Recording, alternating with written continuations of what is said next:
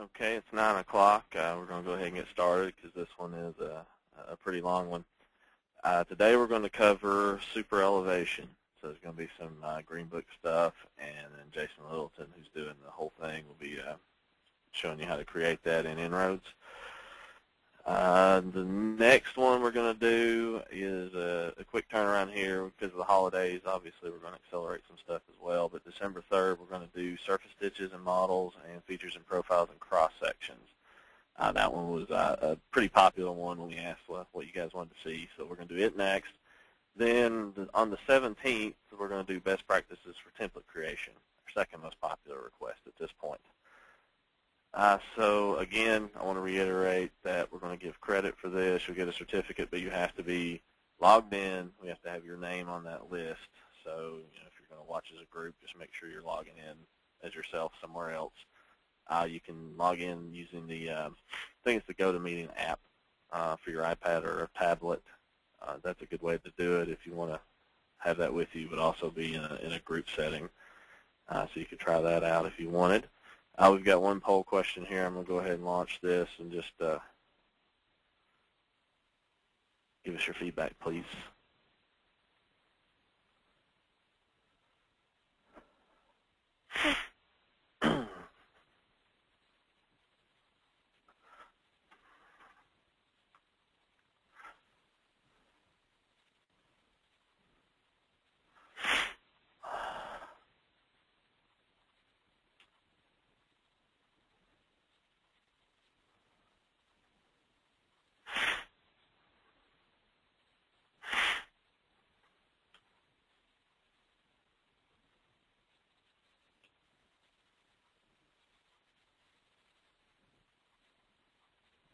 Okay, we'll go ahead and close that.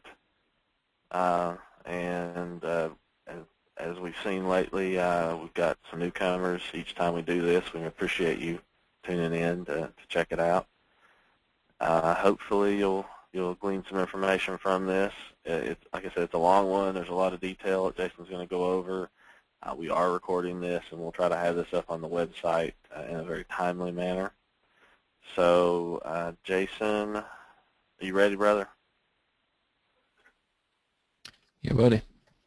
All right, I'm going to give this over to you and dazzle us with your knowledge. Yeah, prepare to be dazzled.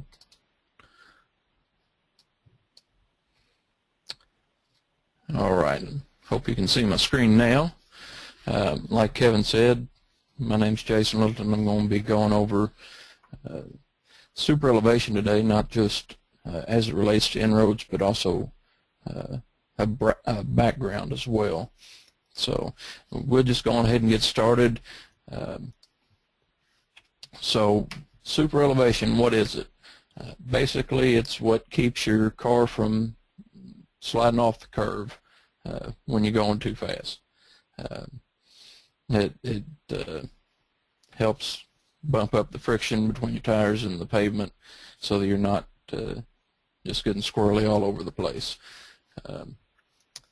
Also, horizontal geometry has a huge impact on your Superelevation.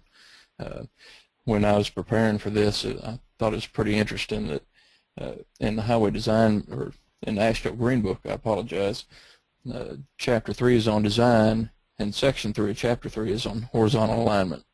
The first 50 pages of the horizontal alignment section is talking about Superelevation. So over half of that section talks about Superelevation. That's how important it is to get your horizontal geometry when you're designing that to keep your Superelevation in mind. It's a judgment call. It's a project team decision what Superelevation, what maximum Superelevation you want to use on a particular curve or the entire corridor. You can pick and choose, or you can just say we want to do this Superelevation rate, this maximum Superelevation rate for the entire corridor. And lastly there, the Superelevation can encourage speed. If you have a lot of Superelevation, people can go faster.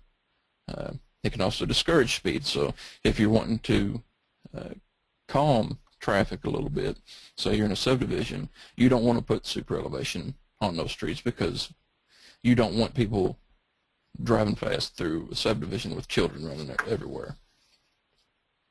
So the mechanics of superelevation, this is coming directly from the Green Book. You have the simplified curve formula, and what that's going to do for you is going to calculate the friction demand based on your speed, the curve radius, and the superelevation that you have. So those three are all interrelated to get your friction factor. And another thing I found interesting when I was preparing for this, I was reading the Green Book. It said that the side friction factor at impending skid, if you have wet concrete pavement with bald tires, the friction factor right before you're about to spin out is 0.35 at 45 miles an hour. Our design friction factors that we use to calculate superelevation is 0.15. So there's already some design factor in there that you're not automatically pushing the envelope. So if you take the simplified curve formula and rearrange it to solve for radius, you get this equation that you can figure out what your minimum radius can be for a given maximum superelevation. The friction factors can be found in Table 3.7 of the Green Book, and it's important to note that the friction factor is dependent only on speed and not on superelevation. So if you're going through that table at 45 miles an hour and 4% superelevation, your maximum friction demand is going to be 0.15. If you're at 45 miles an hour and 6% superelevation, your maximum design friction is also going to be 0.15. And like we said before, these factors already have some safety built into them. That 0.15, you've got some leeway in there before you're going to actually cause somebody to skid off the outside of the curve. So how do you determine the maximum superelevation rate, either for a curve or the entire corridor? Well, AASHTO gives us superelevation tables, pages 344 to 351 of the Green Book. And those maximum superelevation rates range from 4% to 12%.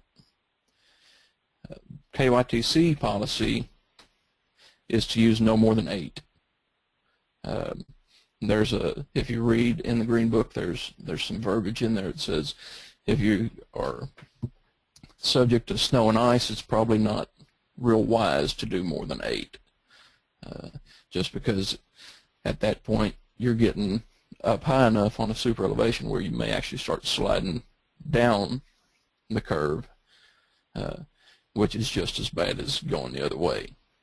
So for rural roadways, KYTC usually uses 8% max, and then in urban settings you can use either 4 or 6.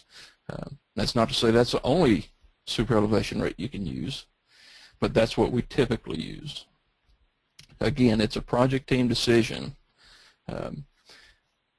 You need to take into account what's going on around you in that area. If you have a situation where approaches are going to tie in, you're probably not going to want to use a high superelevation rate, because that's going to make, I know there's one here in Frankfurt, but whenever I turn left off that approach, it's a little uncomfortable for me to make that left turn onto that 8% superelevation. So if you have approaches, you want to pull it down a little bit. If traffic's going to be stopped on it, again, you're going to want to pull it down a little bit, because you don't want to have the driver sitting there on that 8% feel like they're sitting on the side of their car almost. So it's a judgment call. You can, if you have one particular curve that you're going to have an approach at, say, okay, we'll do 4 or 6%. The rest of our corridor, we'll go ahead and do 8. Again, you can pick the entire corridor, or you can do a curve-by-curve application. So these design superelevation tables that I mentioned, here is the 8% superelevation table, and how we use that, it's going to relate your superelevation, your radius, and your speed.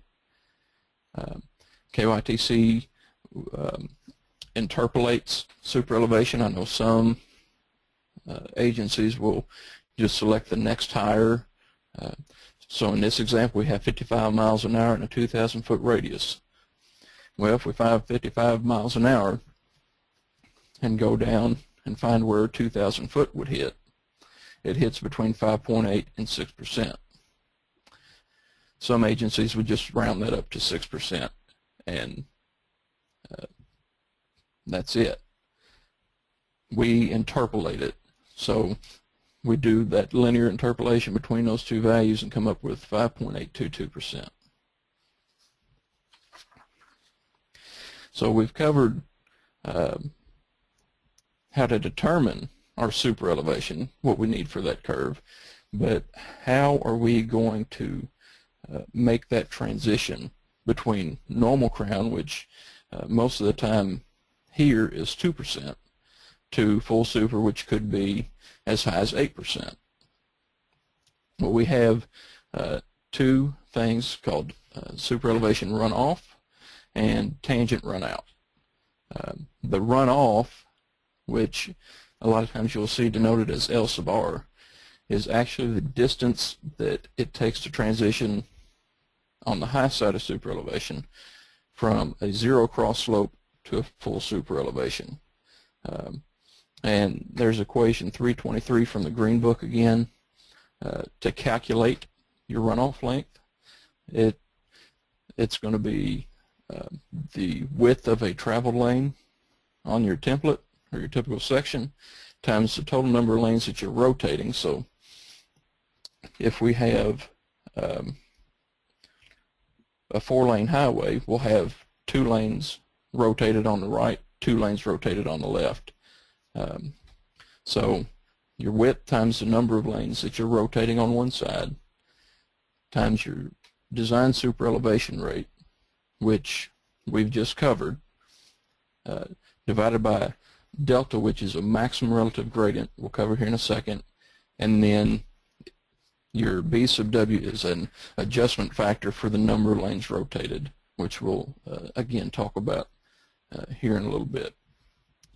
But that'll give you the length that you need to go from flat to full super. Now the run out length is L sub T, is the distance that it takes to go from normal crown to zero cross slope. And all that is pretty much a you project the slope of that runoff on out till you hit normal crown. So you take the runoff length that you have calculated or decided on, and then you adjust that based on the normal crown as it relates to the full superelevation. So for visual learners here, section A you have normal crown. Section B, on the high side, you're going to be flat. So the distance from A to B would be your run out. Then once you get to section C, you're actually at reverse crown. So all along there, all along that roadway would be 2% going the same way, or whatever your normal crown was. And then you rotate everything until you get to full superelevation at section D. So the distance from B to D would be your runoff length. So we talked a little bit about maximum relative gradient in that equation earlier. The maximum relative gradient is actually the maximum rate of change that you can transition your superelevation at. For lower speeds, so at 15 miles an hour or 20, you're actually going to have a higher gradient, meaning you can transition quicker. For higher speeds, it's going to be lower, so your transition is going to be longer. That's pretty much based on driver comfort. At lower speeds, they're more comfortable transitioning quicker than they are at high speeds. And this table here is actually table 315 in the green book. It's the same page as equation 323 for the runoff. It's right above it. So these runoff lengths that you're calculating are actually minimums. You don't want to go any less than that, but you can always go longer. So if you calculated up a runoff that was 160.3 feet, you could pick 175 or 200 feet to transition. There's nothing wrong with that. You just, when you get to stretching your transitions out, you want to pay attention to your drainage on the edge of pavement, just to make sure that you're providing positive drainage, you're not creating a flat spot. And AASHTO has actually gone on ahead and helped us out a little bit and calculated and given us a table of superelevation runoff lengths. Table 317B will give minimum runoff lengths. The thing about this one is they're calculated based off of a 12-foot lane width. So if you have something smaller, say a 10 or 11-foot lane, you can actually transition a little bit quicker than what you would find in these tables. Not that using these values would be wrong in that sense, but you could transition quicker if you needed to. If you had a wider lane, that would cause an issue, because then you'd be transitioning, if you use these values, you'd be transitioning quicker than what you actually should be, meaning your relative gradient would be higher than what would be acceptable. So on this table, you find your design speed, the number of lanes rotated, and then you pick off your superelevation rate. So if we had 55 miles an hour and 6% superelevation, our runoff for one lane rotated or a two-lane highway would be 153 feet. If we had two lanes rotated, we'd need 230 feet. So let's go through an example of how we calculate these runoff lengths if you wanted to do that.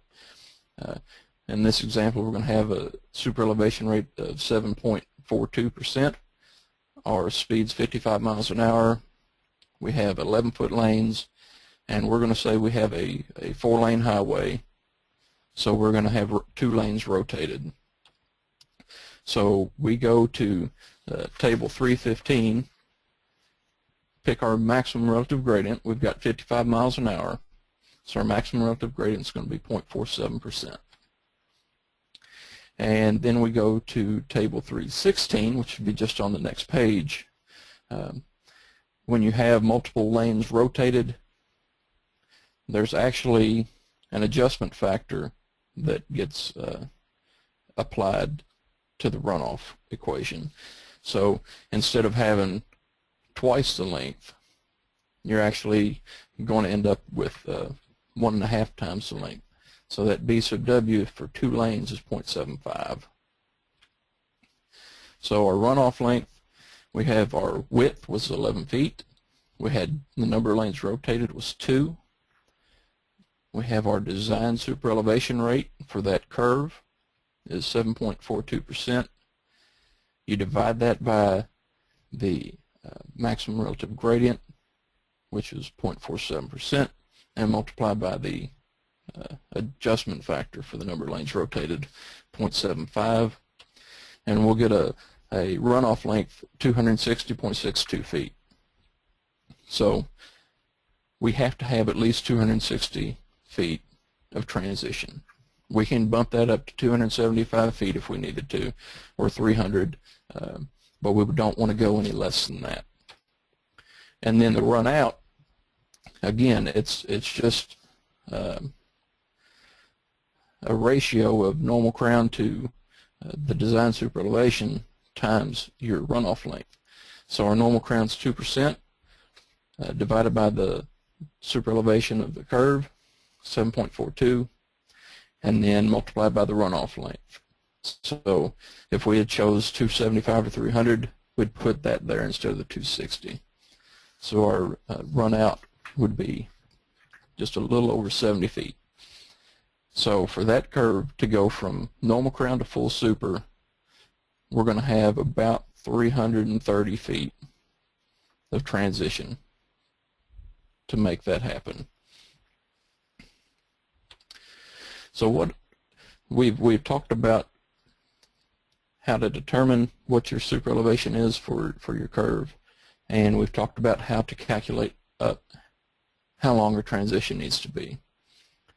But now, where is that transition going to be located in relation to the curve?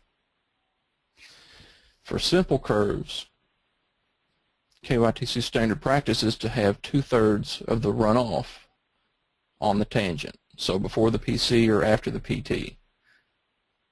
But depending on what's going on around you, you can apply that transition a little bit earlier, or you can push that transition on up onto the curve a little bit, or somewhere in between. It's not a hard and fast rule, it's just a starting point. I know on a project that I worked on, I ended up pushing the superelevation up on the curve a little bit. It probably wasn't 20 feet. But what that got me was I could put a bridge in a horizontal and vertical tangent without having to worry about that superelevation transition. So I use that as my justification, say, you know, it's going to make the design and construction a whole lot easier on that bridge if I can just push that superelevation on the curve a little bit. Now, when you're actually pushing it onto the tangent, you want to be careful that you don't cause an oversteering issue, because if you have too much super on your tangent, the driver's actually going to have to steer. If your curve's to the left, they're going to have to steer to the right to maintain their travel path in the lane, because you've put that superelevation on that tangent. If they're curving to the left, if all your superelevation's on the tangent, you're actually having to steer a little bit to the right before you get into the curve and have to steer back to the left. So that causes a little bit of an issue if you have too much super on your tangent. Now on spiral curves, KYTC practice is to transition the entirety of the runoff length on the spiral. But again, you have some leeway. You can, if you need to, you can push that up onto the curve, on the circular curve, or push it out onto the tangent a little bit or whatever. But that's a starting point. The spiral curves are intended for high-speed, high-type facilities. That the spirals mimic the natural wheel path of the vehicle, what the driver's actually going to steer. But they also encourage speed. So if you have low speed, you don't want to use them, because it's gonna have the opposite effect that you're wanting. So, and then there at the bottom, there's nothing that says that they absolutely have to be. The spiral length does not absolutely have to be the same length as the runoff length. They're intended to transition from driving straight to mimic that maneuver that the driver's doing to turn that steering wheel, because you don't come up to the tangent, get to the PC, and automatically turn to whatever you need to stay on the curve. So it's actually intended to mimic that length that the driver needs. Okay, superelevation on divided highways. This typical section is actually pulled from our highway design manual. And what you see is with that depressed median, the grade point is on the inside edge of pavement for both the left and right side. Those grade points have the same profile, and then you rotate your superelevation to the outside. This causes issues with some approach crossovers and future turn lane additions, because when you apply the superelevation, you're actually superelevating to the outside, and your grade points maintain the same elevation. Well, if you put a crossroad in there, they're actually going to drive down the superelevation, go across flat between the grade points, and then drive back down to superelevation. Which if they have much speed, it's going to be pretty uncomfortable for them. And then also, if you add turn lanes in the middle, you could end up, again, there's examples here in Frankfurt where this has happened, where you could end up with some pretty steep slopes adjacent to that traveled way, which would put you on in the other turn lane. So to deal with that, you really ought to adjust your grade point profiles for superelevation in that curve. And we have some guidance in the Highway Design Manual on how to do that. So just some caveats on the superelevation. The superelevation is actually predicated on 2- and 4-lane roadways with the center line in the middle. But if you have 5 lanes on one side of center line, the path that the vehicle on the inside is traveling is much tighter than the path on the other side of center line. So you need to kind of keep that in mind, that yes, we're applying it at the center line, but it also affects the people on that outside lane more so than the people on the inside lanes. Again, the lengths that you find in AASHTO are minimums. They can be longer, but you have to have at least that. Also, if you make your transitions too long, it could provide some drainage issues with some flat slopes, but edge of pavement profiles can aid in finding these issues and rectifying them. And then, we've said it before, superelevation, like design speed, is subjective. It's a judgment call. So you have some leeway to use your professional judgment to say this curve needs this superelevation rate versus that curve needs another one. So we've got shoulder rollovers.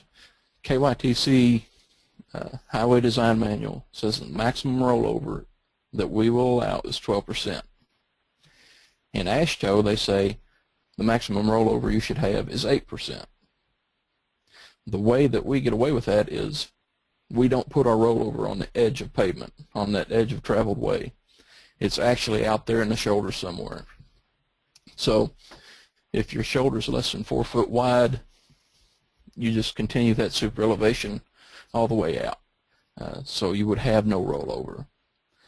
If your shoulder is between 4 and 6 foot wide, your rollover will happen 2 feet from that shoulder point on the outside.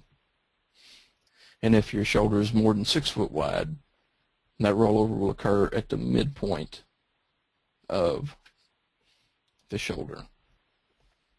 So just keep that in mind, that our rollovers are not on the edge of pavement, but rather somewhere located in the middle of the shoulder. Some special topics: superelevation with reverse curves. I'm sorry, it just doesn't work. There's not really any way to make that work. So reverse curves need to be avoided, especially at high speeds. A lot of times where we'll see this is on ramps, where you're tying in your ramp to main line, which is actually in a curve the other way.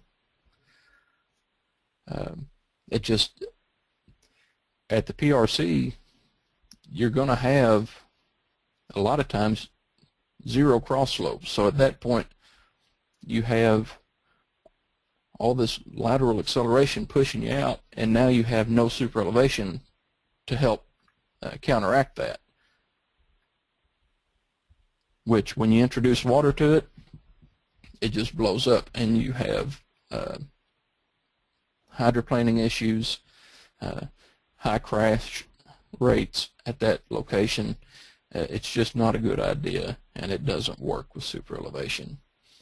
So a fix for that is to actually tighten the radii of the curve to allow a short tangent between the two reverse curves.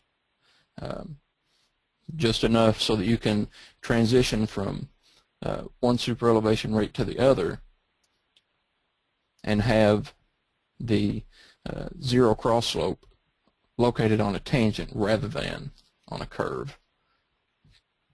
So if you don't have any other guides, a good place to start is 2 seconds. So if you have 55 miles an hour, that's 88 feet per second.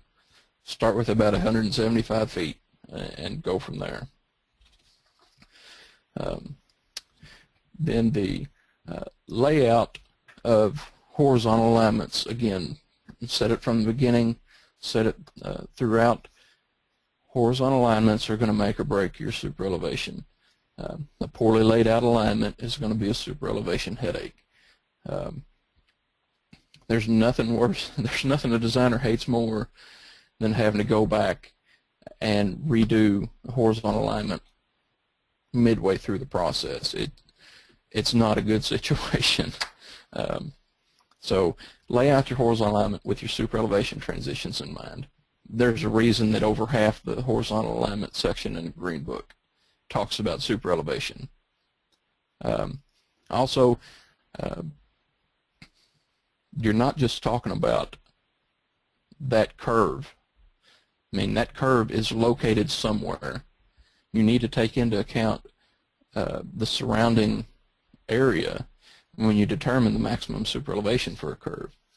Like we said before, if you have approaches or vehicles are going to be stopped, you may want to lower that superelevation, that max super rate for that curve to provide a little bit better design in that area.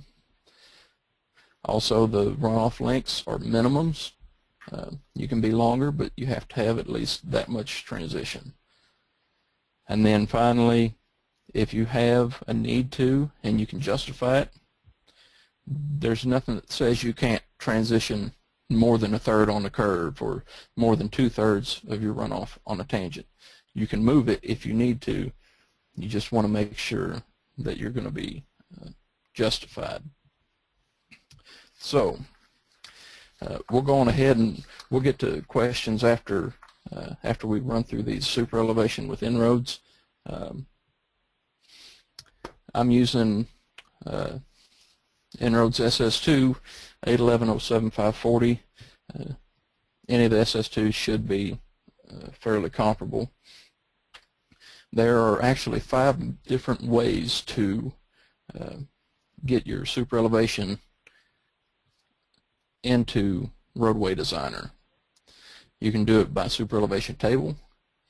You can do an ASCII import, which will import an Excel file or a delimited file.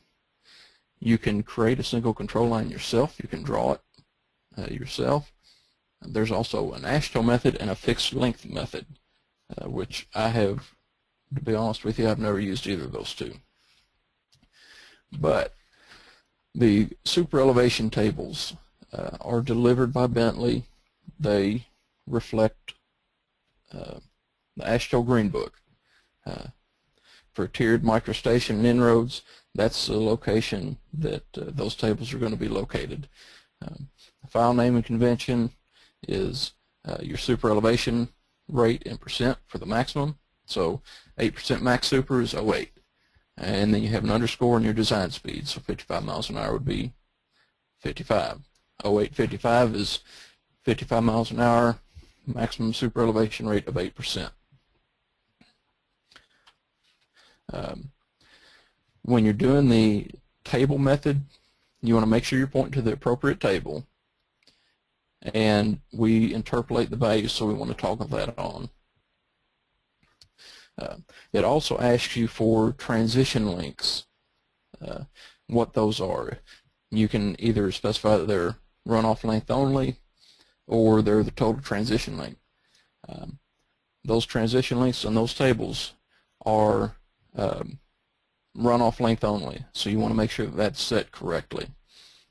And also something that I found pretty handy, just in preparing for this, was the update geometry from table toggle. And what that'll do, if you toggle that on, it's going to write the superelevation rate and the design speed back to the ALG file. This is the only method that does that, but if you go to review your horizontal alignment, that information will be there for you to review, and you can also report that information in XML reports as well if it's in there. So after we get all that set up, and we'll do a demo directly after we get through this, you're going to have another dialog that pops up about superelevation sections, and En-ROADS will allow you to input your superelevation in separate sections. So if you wanted to have a different section for every curve, you could do that. Or if your design speed changed in the middle of your corridor, you can have a section for the first design speed and then another section for the second design speed. Also, there's a toggle for list all backbone points. The way that our templates are set up, it's not really going to be very helpful to you. It's just going to give you more points to wade through. But leaving this toggled off alone give you the top triangulated points that are on the backbone. So the end conditions it doesn't look at. It's just looking at the backbone. So you can actually edit the individual superelevations within each section if you wanted to. It also allows you to adjust the number of lanes being rotated and transition length multiplier, that V sub W. And also having them in separate sections, you can isolate stuff for viewing later if you wanted to. Finally, before we get to our first demo, the superelevation controls dialog box. If you're going through the process, click Next. It pulls up the superelevation controls, and it's actually has a column for initial slope, and what that's actually referring to is your normal crown. So just some nomenclature there. So let's see if we can get to some examples here. I've got my roadway designer, and I'm going to make this. Most of the time you're going to open up roadway design, you're going to have your cross section, your plan, and then your profile. There's some radio buttons down here in the lower right to go between normal, superelevation, and overlay. So if you want to look at your superelevation diagram, click superelevation, and your superelevation diagram would then pull up in the lower right hand corner. So I'm going to make that area larger. So I have nothing in my superelevation right now. I'm going to go through the table wizard. So I'll go up to superelevation, create superelevation wizard, and click the table option. And this is where what I just covered, where we'll set these. So the table, we've got to go out and find those, which again, they're located on your C drive. So we've got C, program files x86, Bentley, En-ROADS group V811, which that would be for En-ROADS SS2, data, AASHTO 04, Imperial. So on this one, we'll do 8%, 55 miles an hour. So we'll go find our 0855 table and click open. The percent of runoff on tangent, I'm okay with 2/3. I actually have spirals on this, so we're going to actually use that.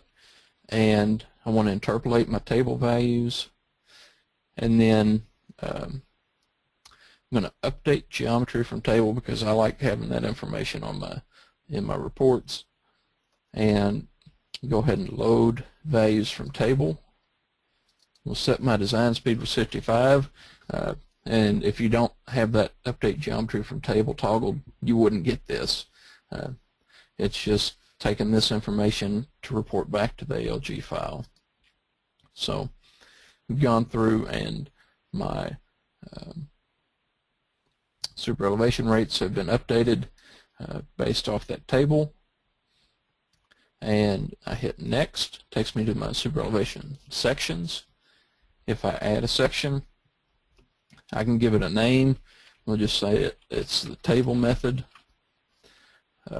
My crown point, I'm going to do center line.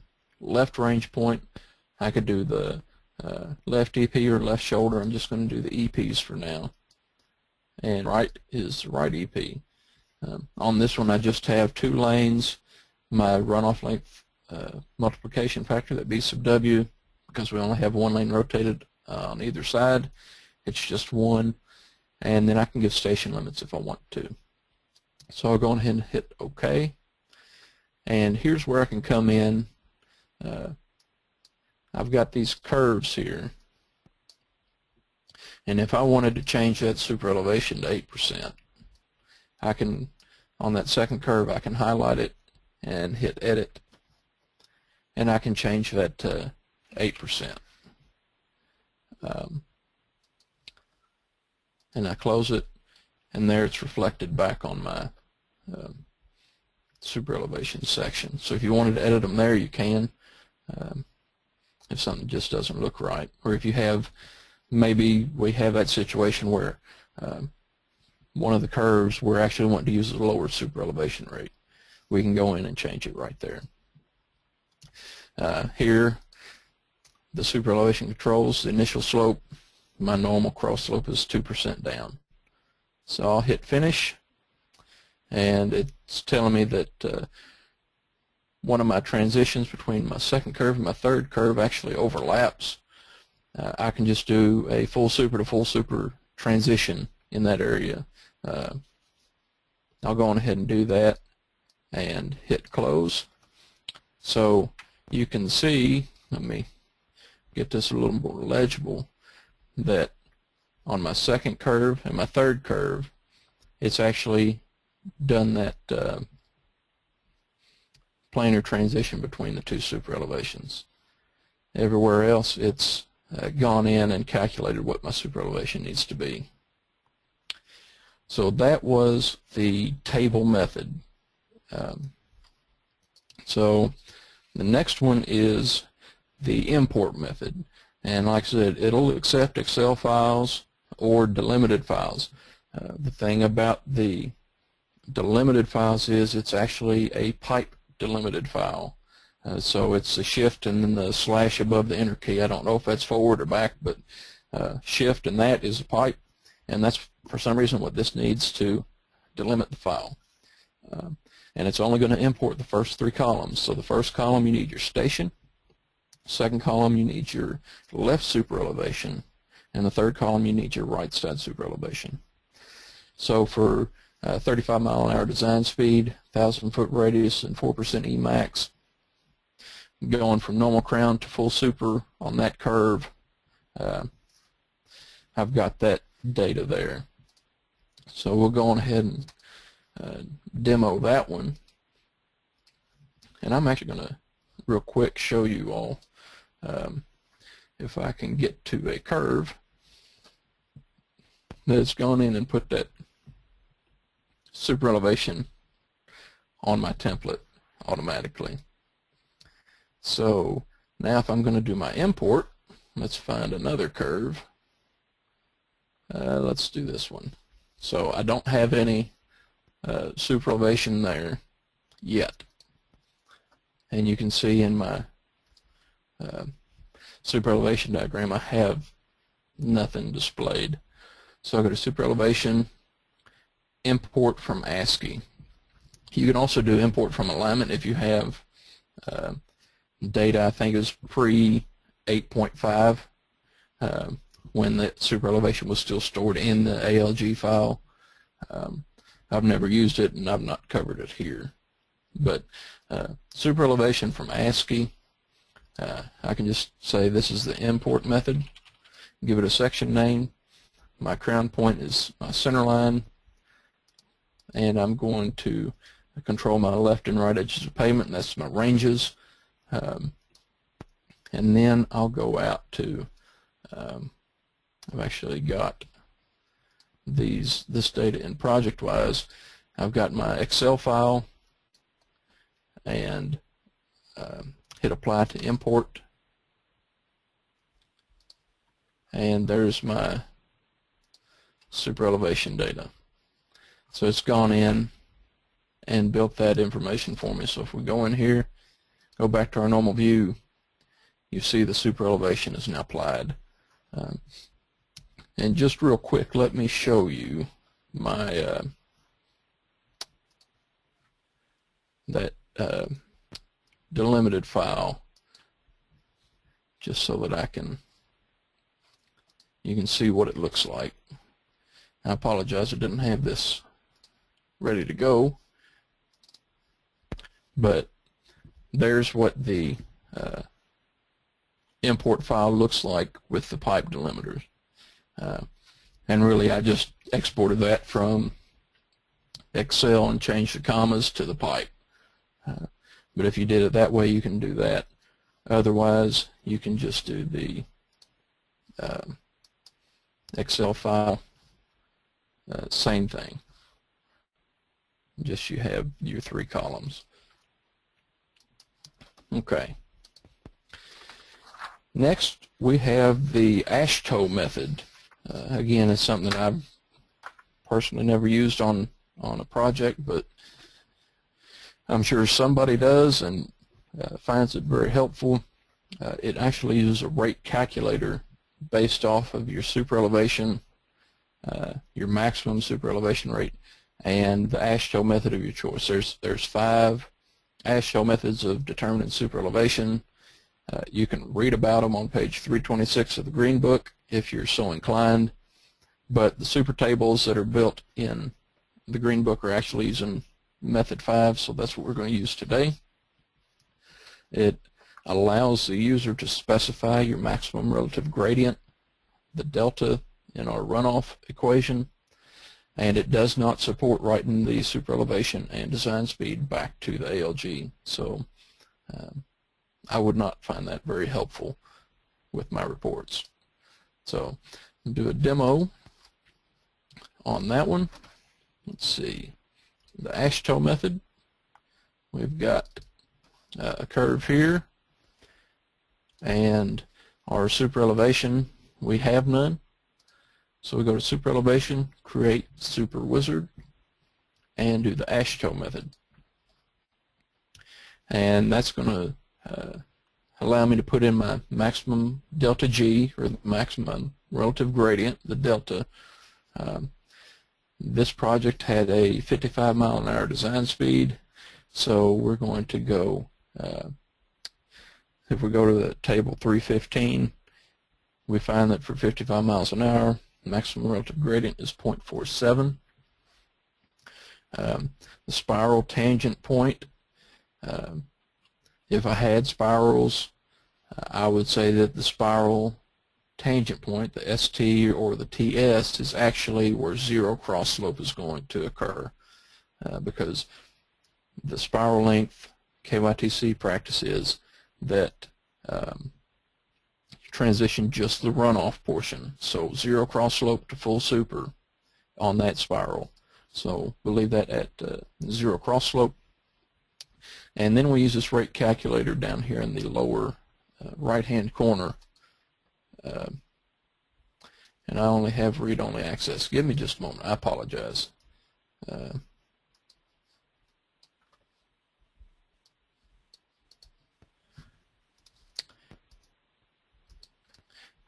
I think I had the same issue before, but we'll get it straightened out right now. Alright, so now we're back. Do my rate calculator, brings up another dialog box.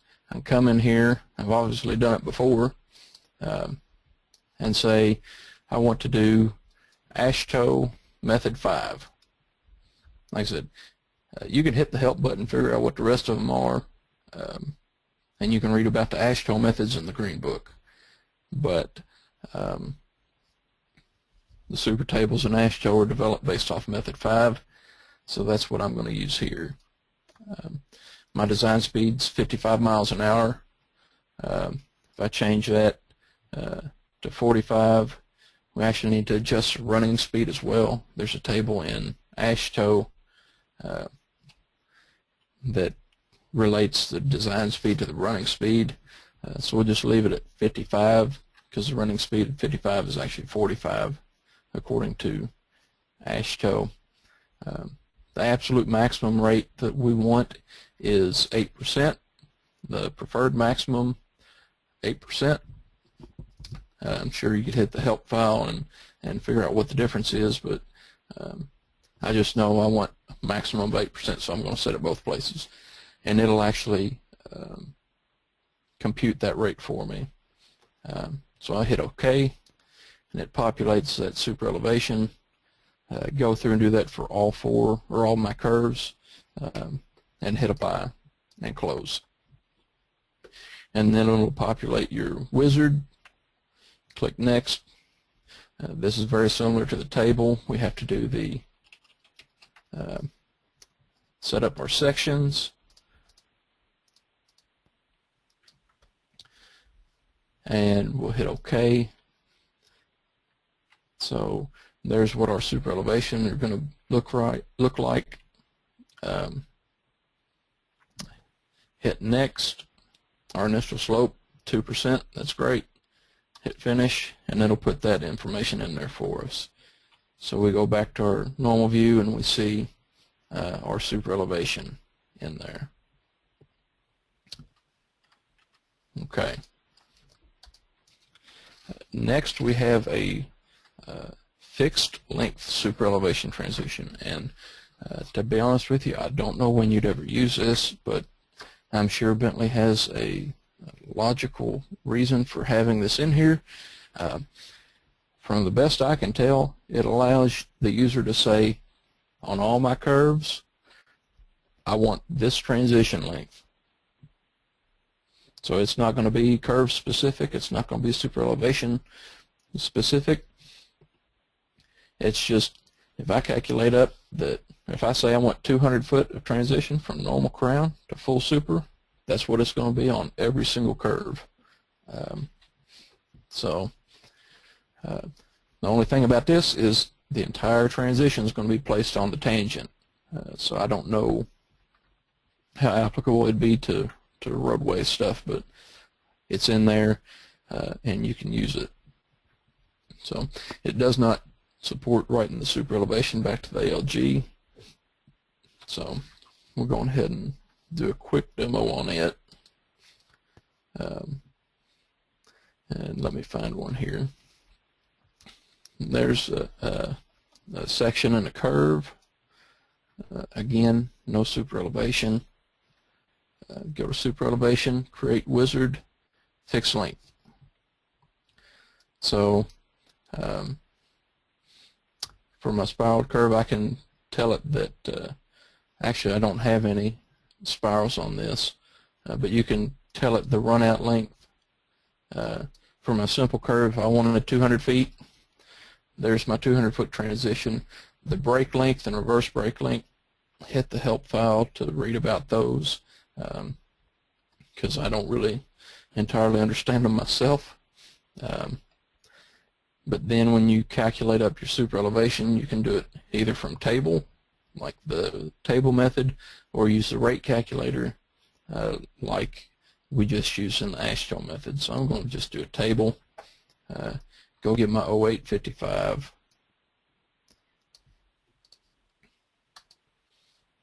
And put my design speed in there, 55 miles an hour. I want to interpolate the table values. And it looks like it's pulled them in there. So I'll hit next, I have to set up my sections again.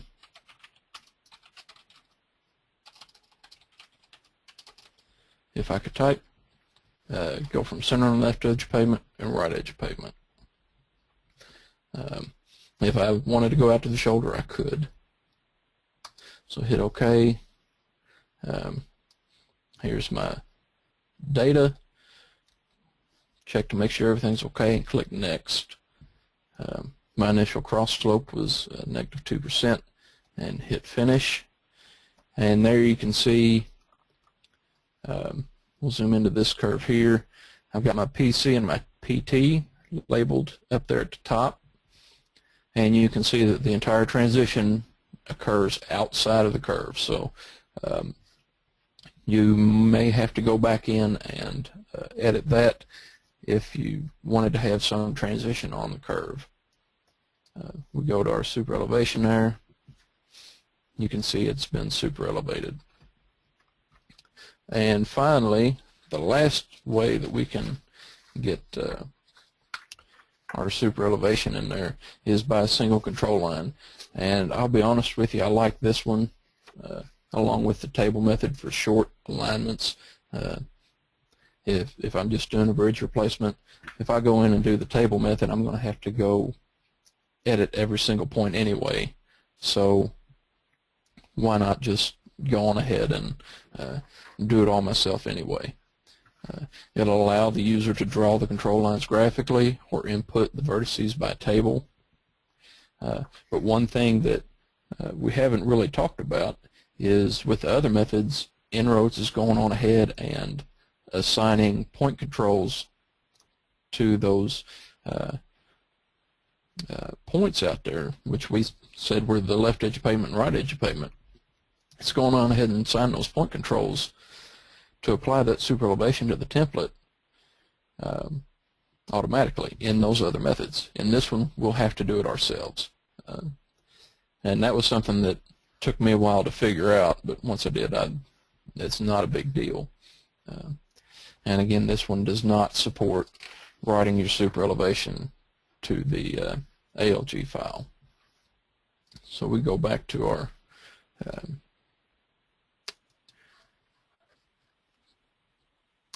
roadway designer file, and this is just a small bridge replacement job that we worked on. Just going to go in and draw some control lines myself. So super elevation, create single control line, and I think it was with either SS1 or SS2 that they actually allowed you to do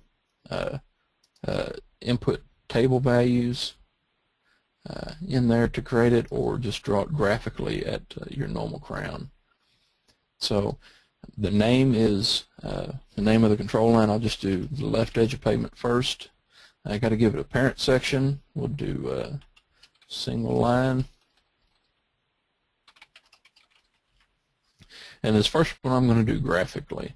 So the left edge of pavement, my normal cross slope is 2%. So it puts it in there 2% the entire way. So then I would have to go in and insert points, and I can either just rough it in, or I can do precision key ins with the dynamic settings. So I'll do the dynamic settings. We'll do 105.25 is negative 4.22%. And then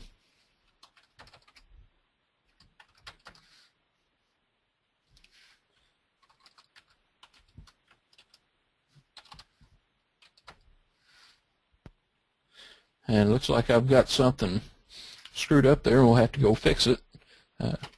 That'll give us a good reason to go edit a point, show you how that's done.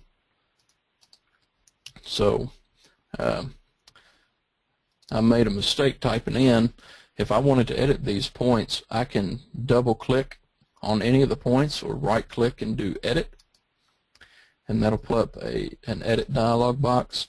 So I've obviously put in -600% for that point, I can change that to -6 and fit my view. And actually, I'd probably go on ahead and edit these down to the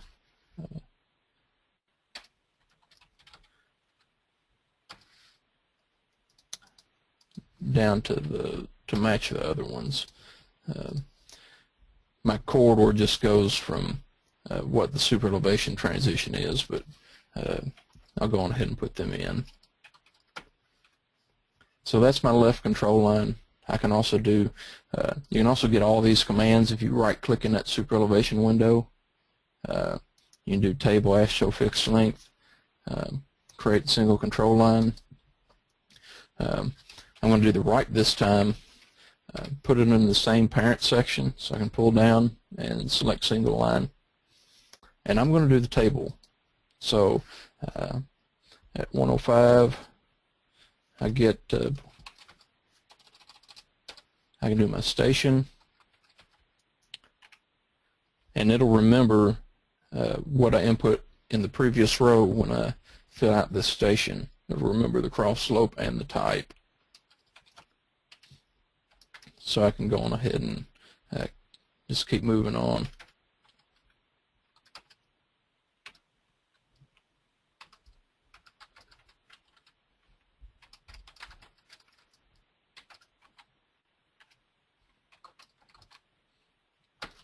And I hit accept. Okay, and there's my other control line up there.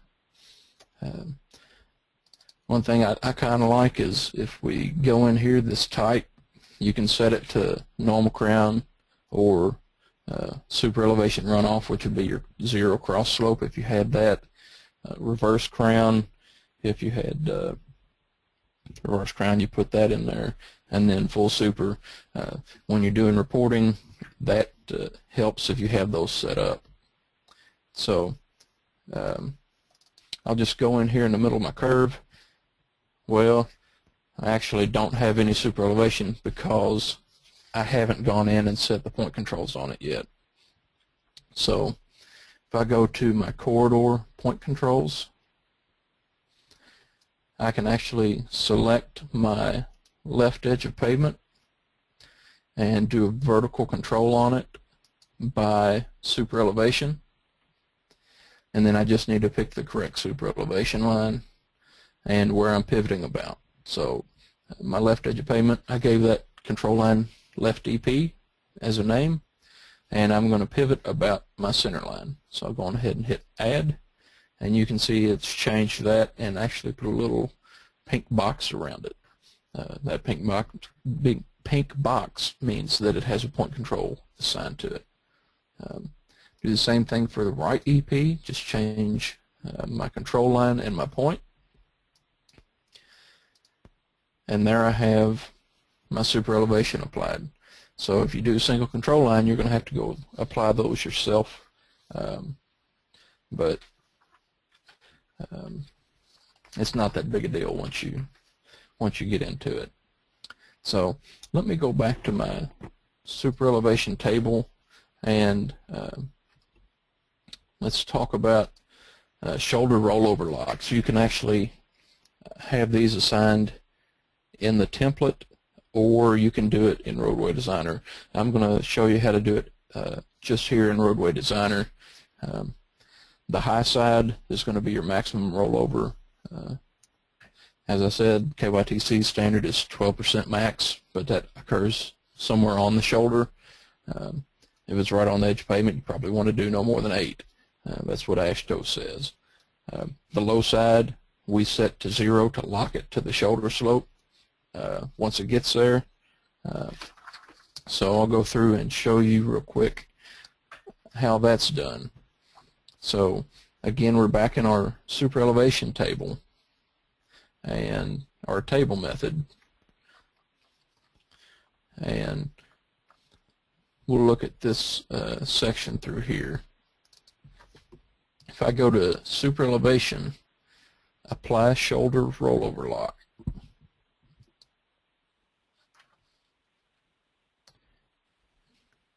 that gives me this dialog box, I can say, I can pick which point is going to be my shoulder point. And what it's looking at is, I guess, wherever the last super elevated point is, which on all these we did just the left and right edge of pavement. So it's giving me the next point on the backbone outside of that. So the next point would be the shoulder point. So I'll do the left shoulder. The high side difference I'm going to put at 8% because I'd be right on the edge of pavement at that point. I could put up to 12 if I'm in the middle of the shoulder. And then the low side difference set to 0% to lock it in. You can also have maximum and minimum slopes on these, but for this example we'll just leave those alone, and we'd do the high side difference at 8, low side at 0, and hit apply, and you see it's actually gone to the next point outside. So we'll do the same thing on the right shoulder and go ahead and hit close, and you can see what my shoulders have done. I've got this cyan line that's representing my right shoulder, and the difference between it and the right EP, which is the yellow line, which it would be 8%. So we have 6.95% on the edge of pavement minus 8% would give us 1.05 going the other way. And then of course on the low side we've locked it in. So let's just go in and look at that. And you can see we've got 6.95 on our traveled lanes. On the shoulder, the low side, we've got 6.95, and on the shoulder on the high side, we've got that 8% rollover. So finally, I know everybody taking a big sigh, finally, we can view our super elevation diagrams on a profile. And this is done when you actually annotate your profile. So if you go to the evaluation profile and annotate profile, that's where you'd get this at. So let's do a profile real quick. So I'm going to save this information here and go to evaluation profile and create profile, and it looks like I've got everything set up. The way we've got this preference set up to annotate is actually based off the sheet. So if you have a manuscript profile, you'll have to do some manipulation to that preference or just move all that data up a little bit.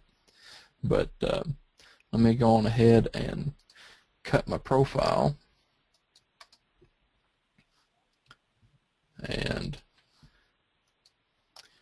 actually let me make sure I'm on my right alignment. Okay. All right. Let's try that again. Okay, there's my alignment. There's my profile, so I can close the create dialog, and I'm just going to turn off those minor grid lines real quick just to make it a little bit clearer. So now if I annotate my profile, go to evaluation profile, annotate profile, it'd bring up this, yeah, I know that. And I can load a preference called profile annotation with super. And this is something we've just put in there, so it's not available right now on the CAD standards online, but hopefully with the next one it will be. So if we go down to the selection, you can see I'm going to annotate my existing and proposed elevations, my super elevation, and my horizontal cardinal points, just so I know where the curves are. And each one of these folders actually correlates to an option that you can annotate. So we've got those set up. Superelevation, I'll get to that in a second. So we're going to have a reference line, or what would be a zero cross slope line, shown on there, along with each vertex of the superelevation diagram. We're going to label the station and the super rate, and also the horizontal radius. So there's how we've got a lot of this set up. So let me go up to my general tab, and it's actually pulling based off of for your superelevation diagram, it's pulling based off of your open IRD file, so your open corridor file. So and actually just the active corridor, so I only have my table corridor available to me. So I'll select the super control lines that I want to see. You can see the left shoulder and right shoulder that were created with the rollover locks. I could annotate those as well, but just loaded that preference and click apply, and it's done all the hard part for me. I'll have to go in and clean this up a little bit, but it's done all the hard work for me. I'll turn my graphic group off, so I can go in and move those around to make them legible. And you can see here, I'm just going to pull this one up. This actually has spirals. So from the TS to the SC, I'm transitioning from zero cross slope to full super, and then my run out is actually off on the tangent. So now that everybody's lulled to sleep, are there any questions?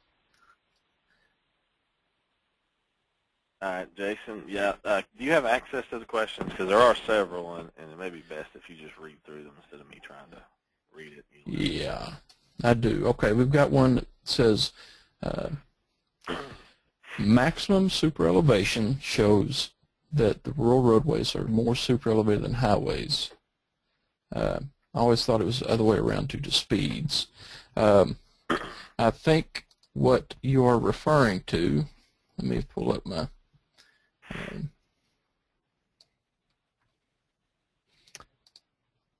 I think this is what the slide that you're referring to.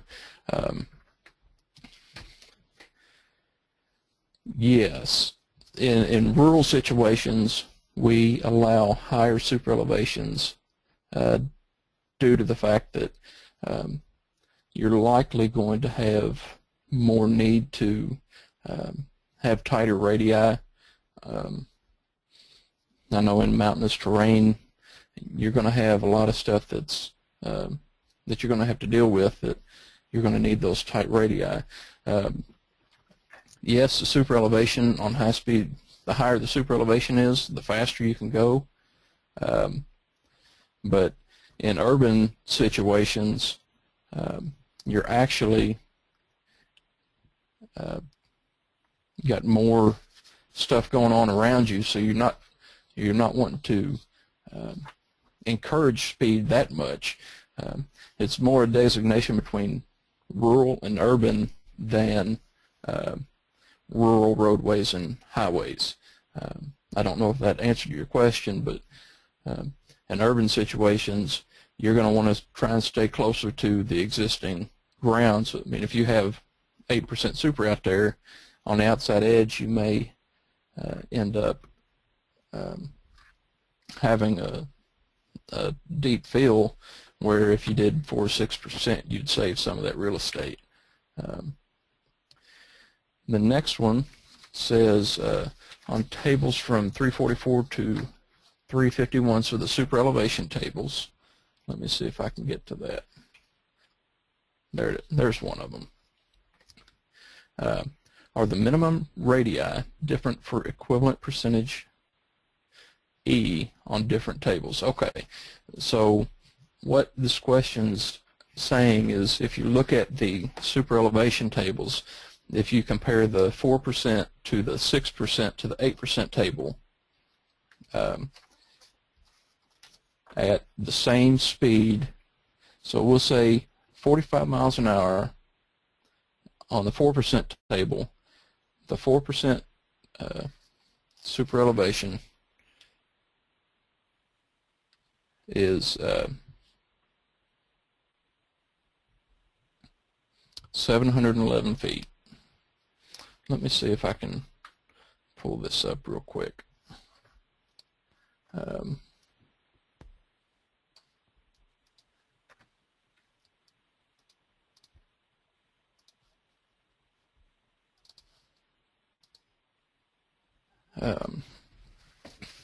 The 4% table, the minimum radius you can have at 4% is 711 feet. On the 6% table at 4% at 45 miles an hour, you actually have 1,840 feet.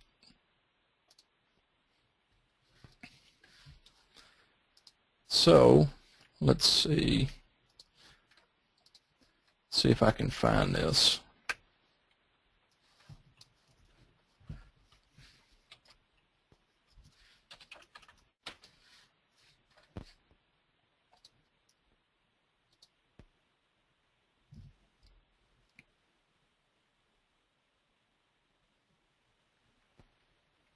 Okay.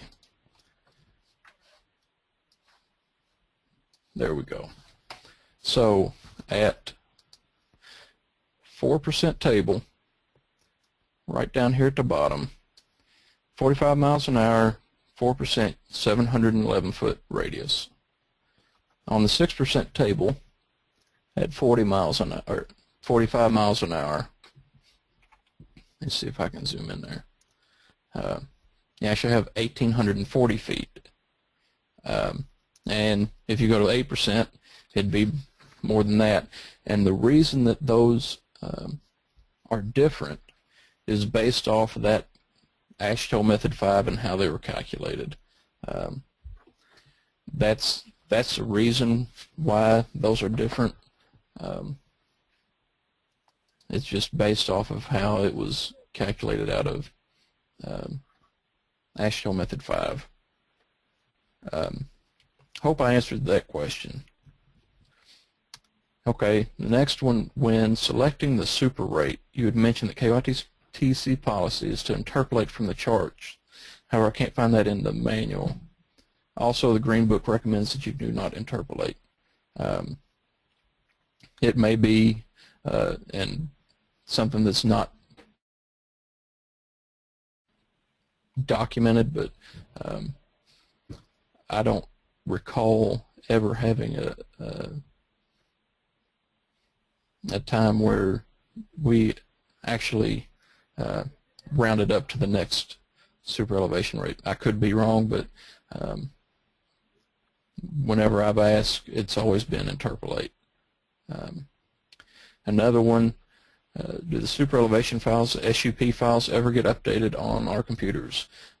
Those are installed with the software, so the only time they'll get updated is when you get a software update. What is the advantage of using the ASCII method over the table method? The ASCII method, importing that information gives you, I guess, complete control over what your super elevation is going to do. The table method, you're letting the software do the calculations for you, which it would be easier, but sometimes, especially if you have some interesting stuff going on, it might not necessarily apply, but being able to bring that import in gives the designer complete control over what the super elevation is doing. And besides, on the table method, where you're tying in, you're going to have to go in and edit those anyway, whereas if you already taken that into account with the Excel file or the pipe delimited file, you wouldn't have to go back in and edit those. Are super elevations something that we need to start showing on our profiles on plans? I'm not sure if it's something that we need to. I know it's been requested on some on some, I think mainly interchange ramps, but if you have room, it's not going to hurt. I wouldn't imagine that it would hurt to show the superelevation diagrams on the plans, but it's definitely something that you can. Are there any other questions?